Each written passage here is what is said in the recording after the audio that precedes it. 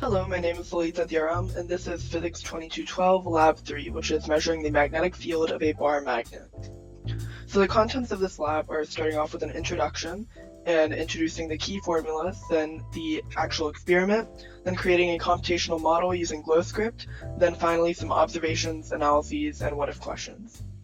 So to start off, the key ideas at play for this lab are the Biot-Savart law, the magnetic field due to a dipole, and we're aiming to model the magnetic field of a bar magnet based on the experimental data that we found. The results of this lab are that the dipole moment is given by 4.934 approximately. So for this experiment, we downloaded the Physics Toolbox magnetometer on our phone, and it's an app. Then we calibrated it using the magnet at the end of the meter stick, and also calibrated it relative to the Earth, so making sure that we point the phone to magnetic north and making sure there's no error from there. Then we hypothesized that the field lines would be higher and more distinguishable the closer the magnet got. So we tested this by holding the magnet on a meter stick and measuring it at different values, noting down the distances.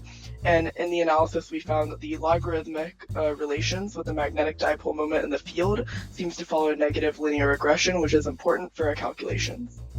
So this is a video of the experiment that we did.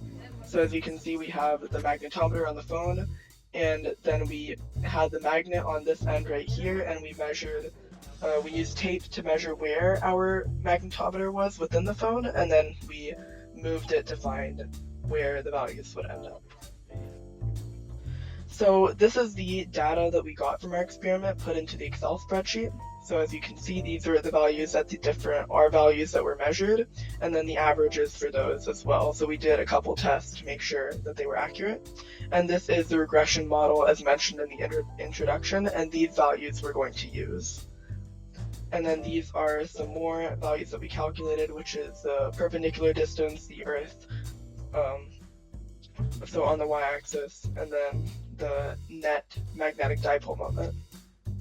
So within GlowScript, this is the computational model that we followed, and it's shown in this video. So the u0 over 4 pi value is constant, and then these values were all changed to reflect the radius, axis vector, and the dipole moment up there. And then we go down, and all of these we used all the values from the Excel spreadsheet. And this is the final result. As you can see, the perpendicular distances and dipole moments are all calculated, and also the magnetic field.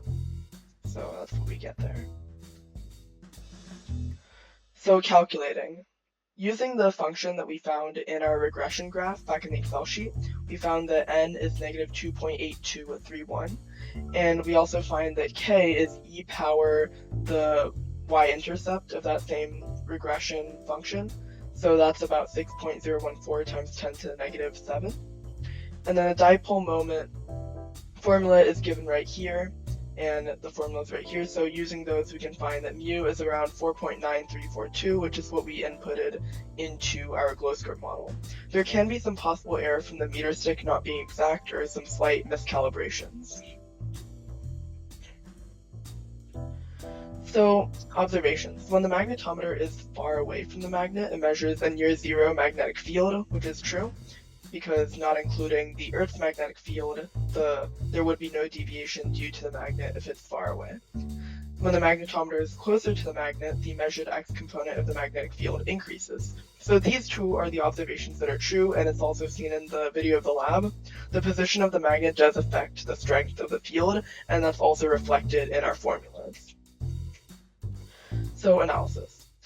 We are assuming in this experiment that the magnetic field exerted by the bar magnet is ideal and nearly constant, or functionally consistent. And also we're assuming that human error is not significantly affecting our accuracy. This might be wrong because the bar magnet we used, although it's very strong and it's a good use for this test, it still might not be perfect. So if it was damaged, that would affect the results, and there's always a possibility of human error. So what if we hadn't oriented our experiment to compensate for the magnetic north, and also what if we were to stick two magnets together end to end?